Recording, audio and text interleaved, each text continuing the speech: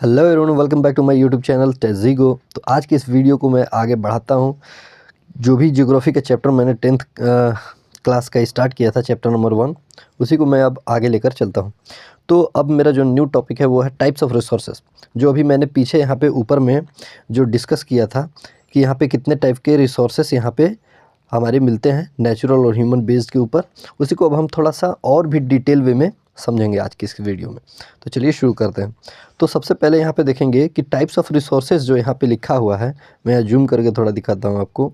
Types of resources में ये जो on the basis of origin है, इसमें दो तरह के हमें रिसोर्सेज देखने को मिल जाते हैं। तो सबसे पहला जो है वो है बायोटिक रिसोर्सेज और दूसरा है अबायोटिक रिसोर्सेज। जानते हैं ये चीज़ होता क्या है? बायोटिक रिसोर्सेज में हम लोग देखते हैं कि there are obtained from the biosphere and have a life such as a human beings, flora and fauna, fisheries, livestocks etc। तो बायोटिक रिसोर्सेज मतलब कि जिस चीज़ में जान है, जैसे यहाँ पे हम लोग ह्यूमन बींग्स हैं, हमारे अंदर जान है, हम लोग एक बायोटिक रिसोर्स में गिने जाएंगे। और फ्लोरा जो यहाँ पे है ये फॉरेस्ट को रेफ़र करता है और जो फौना है वो एनिमल्स को। और इसी तरीके से फिशरीज, लाइव स्टॉक्स, जो हम लोग मछली पालन करते हैं या फिर लाइव स्टॉक रेयरिंग करते हैं, जैसे कोई भी जानवरों को पालना, ये सब चीज़ बायोटिक रिसोर्स के लिस्ट में आता है। और जो दूसरा है अबायोटिक रिसोर्सेज, इसमें देखेंगे all those things which are compose of the non living things like कोई भी रिसोर्स जैसे हो गया रॉक्स और मेटल्स वगैरह, एग्जांपल जैसे यहाँ पे दिया हुआ है, ये सारे चीज़ अबायोटिक रिसोर्सेज में आएंगे जिसके अंदर कोई भी लाइफ नहीं है। तो अब आगे बढ़ते हुए अब देखते हैं कि on the basis of exhaustibility, यहाँ पे मैं जूम कर लेता हूँ। On the basis of exhaustibility, ये जो लाइन है इसके बारे में देखते हैं। तो इसमें भी दो तरह के रिसोर्सेज कैटेगराइज्ड है। एक तो यहाँ पे रिन्यूएबल देखने को आपको मिलेगा, एक नॉन रिन्यूएबल यहाँ पे आपको देखने को मिलेगा। तो नंबर फर्स्ट रिन्यूएबल रिसोर्सेज, जैसा कि मैंने पहले भी डिस्कस कर लिया है। अगर आपने मेरा पहला वीडियो नहीं देखा है तो वहाँ पर जाके आप उस वीडियो को वॉच कर सकते हैं। The resources which can be renewed और reproduced by the physical, chemical और the mechanical process are known as the renewable और द रिप्लेनिशबल रिसोर्सेज। ऐसे रिसोर्सेज जिसको हम लोग फिर से रिन्यू करके उसका इस्तेमाल कर सकते हैं, यानी उसको बार बार इस्तेमाल करेंगे और वो ख़त्म नहीं होगा मेरे पास। फॉर एग्जांपल सोलर हो गया, विंड एनर्जी हो गया, वाटर हो गया, फॉरेस्ट, वाइल्ड लाइफ एक्सेट्रा। तो ये सारे चीज़ क्या है, ये एक रिन्यूएबल रिसोर्सेज में आते हैं। द रिन्यूएबल रिसोर्सेज में फर्दर डिवाइडेड इंटू कंटिन्यूअस और फ्लो, इस तरीके से और भी रिसोर्सेज इसमें मिलते हैं, वो देखेंगे आगे बात है। पर सबसे पहले हमें यहाँ पे फोकस करना है कि जो रिन्यूएबल रिसोर्सेज होता है वो solar, wind energy, water, forest and wild life, जो कि कभी भी ख़त्म नहीं होंगे हमारे अर्थ पे। ये हो गया रिन्यूएबल रिसोर्सेज। अब आगे बढ़ते हैं। तो आगे यहाँ पे है non renewable resources. These occur over a very long geological time. Minerals and fossil fuels are example of such resources. These resources take a millions of the year. ये काफ़ी इंपॉर्टेंट लाइन है। ये मिलियंस ऑफ ईयर्स के बाद हमें देखने को मिलता है, जो कि फॉर्म होता है। जैसे नॉन रिन्यूएबल का मतलब ये हुआ कि जो चीज़ है मेरे पास वो काफ़ी लिमिटेड अमाउंट में चीज़ है, उसका अब हमारे पास अगर हम उसका एक्सेस अमाउंट में अगर यूज करें तो वो हमारे पास चीज़ काफ़ी देर तक बचेगा नहीं, इसलिए नेक्स्ट जनरेशन को काफ़ी प्रॉब्लम होगी। जैसे एग्जांपल फॉर क्या है हमारे पास, वैसा पेट्रोलियम हो गया, कोल हो गया, ये सब सारे हमारे पास फॉसिल फ्यूल्स हैं। अगर इसका हम एक्सेस इस्तेमाल अगर अभी के जनरेशन में करेंगे तो आगे के लिए कुछ नहीं बचेगा, क्योंकि इनको बनने के लिए मिलियंस ऑफ मिलियंस ईयर्स लग जाते हैं। तो सिंपल सा बस ये एक डेफिनेशन आप लोग समझ जाएं, काफ़ी है। नेक्स्ट हमारे pass on the basis of ownership, यहाँ पे देखेंगे on the basis of ownership में हमारे पास इंडिविजुअल रिसोर्सेस आते हैं। उसके बाद हम लोग देखेंगे यहाँ पे कि एक और भी है जो कि कम्युनिटी ओन्ड रिसोर्सेस है और यहाँ पे इंडिविजुअल रिसोर्सेस है। तो ये क्या होता है भाई, ये ऑनरशिप का मतलब है कि एक मालिकाना हक आपको मिलता है एक रिसोर्स को अपना बनाने के लिए, या फिर वो पब्लिक में है या फिर वो प्राइवेट में है। तो इंडिविजुअल रिसोर्स का मतलब किसी एक इंसान से वो चीज़ बिलोंग करता है। जैसे कि अगर मेरे पास कोई भी एक पार्ट ऑफ लैंड है जिसको मैंने परचेज़ किया है, उसके बदले में मैंने पैसे दिए हैं गवर्नमेंट को, वो एक तरह से एक इंडिविजुअल रिसोर्सेज के तौर पर देखा जाएगा। तो लाइन बाय लाइन मैं इसको डिस्कस करता हूँ।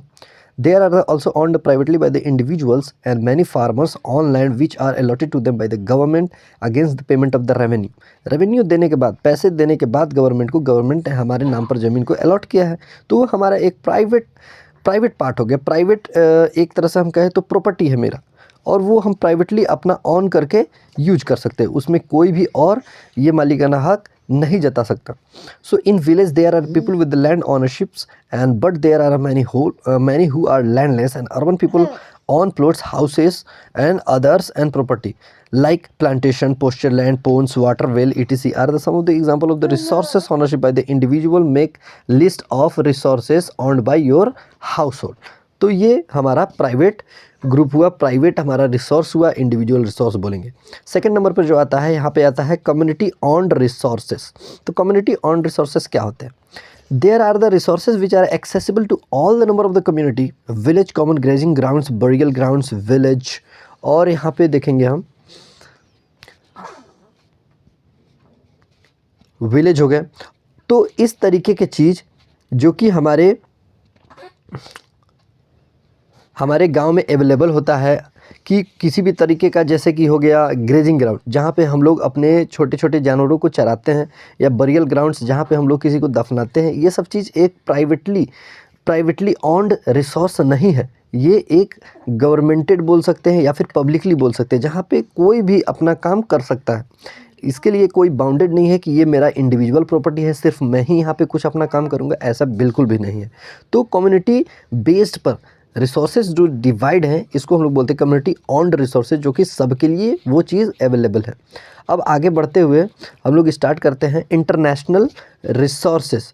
इंटरनेशनल रिसोर्सेज का मतलब ये है, there are international institutions which regulate some resources. The oceanic resources beyond the 200 nautical miles of the coast line of the country belongs to the open sea and no individual country can utilise this without the concurrence of the international institutions. International resources ऐसे बोल सकते हैं कि अगर कोई भी part of, जैसे oceans हो गया, आप लोग देख सकते हैं इंडिया का जो मैप है, इंडिया का मैप में आपको 3 साइड से वहाँ पे आपको ओशियन का व्यू देखने को मिलता है। जैसे एक तरफ है अरबियन सी, नीचे है इंडियन सी, और फिर एक और आता है जो कि होता है कैस्पियन सी।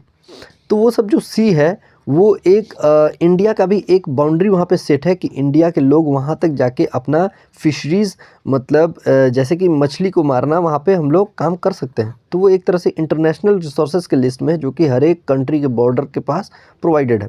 तो उस तरीके से हम उस चीज़ को यूटिलाइज़ कर सकते हैं without the occurrence of the international institution. उसमें इंटरनेशनल अफेयर्स नहीं होंगे, वहाँ पे कोई भी आपको ये बोलने वाला नहीं है कि यहाँ पे ये चीज़ क्यों कर रहे हैं, क्योंकि वो पहले से हमें अलॉटेड है। Next one is the on the basis of the status of the development. Status of development की बात करें तो डेवलपमेंट के बेसिस पे किस तरीके से रिसोर्सेज का क्लासिफिकेशन हुआ है, देखते हैं हम लोग। पोटेंशियल रिसोर्सेज यहाँ पे है, और next one is the developed resources. Potential resources में resources which are the found in a region and but have not been utilised. जैसे कि कोई भी एक रीजन में कोई रिसोर्स हमें मिला है, ठीक है, बट उसको हम यूटिलाइज नहीं कर रहे हैं। For example the western parts of the India, particularly Rajasthan and Gujarat, have the enormous potential for the development of the wind and solar energy, but so far this have not been developed properly. ये ऐसा हो रहा है कि development के कारण इस resources का हम लोग इस्तेमाल नहीं कर पा रहे हैं अच्छे तरीके से, ठीक है।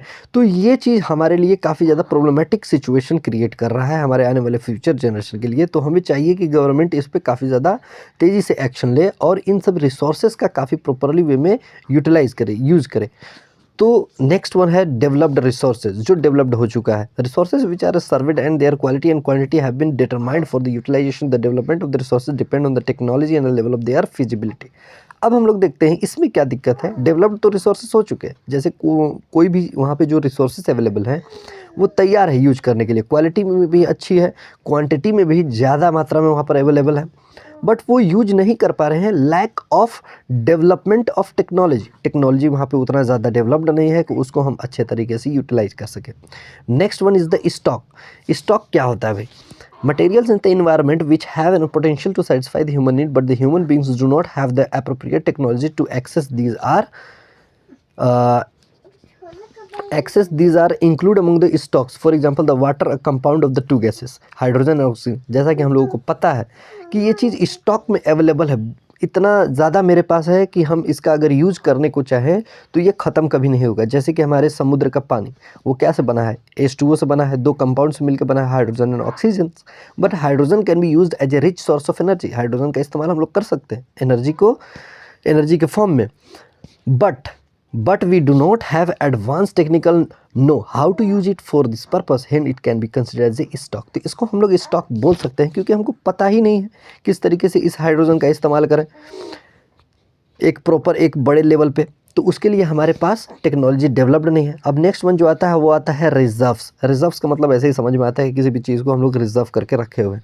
Reserve are the subset of the stock which can be put into the use with the help of the existing technical know how but their use had not been started. These can be used for the meeting future requirements, and river water can be used for the generating the hydroelectric power, but presently it is being utilized only to limited extent। जैसे कि हम लोग को पता है पानी से बिजली तैयार होती है, इलेक्ट्रिसिटी तैयार होती है, पर उसका यूज हम लोग अच्छे तरीके से अभी भी नहीं कर पा रहे हैं, lack of technology development. Thus the water in the dams, forest etc is a reserve which can be used in the future। तो हो सकता है कि जैसे अभी जो रिजर्व जो हमारे डैम्स वगैरह ये सब चीज़ें हैं या फिर फॉरेस्ट में कहीं भी पानी फॉरेस्ट है या जंगल है, तो इसका हम लोग प्रॉपर यूटिलाइजेशन अभी नहीं कर रहे हैं, पर आने वाले जनरेशन में जैसे जैसे रिक्वायरमेंट बढ़ेगी वैसे वैसे इसका यूज़ भी बढ़ेगा, यूटिलाइजेशन भी बढ़ेगा। तो आज की वीडियो में बस इतना ही, काफ़ी लंबा हो जाएगा वीडियो, तो नेक्स्ट वीडियो में मिलते हैं आगे के टॉपिक के साथ। तब तक के लिए थैंक यू।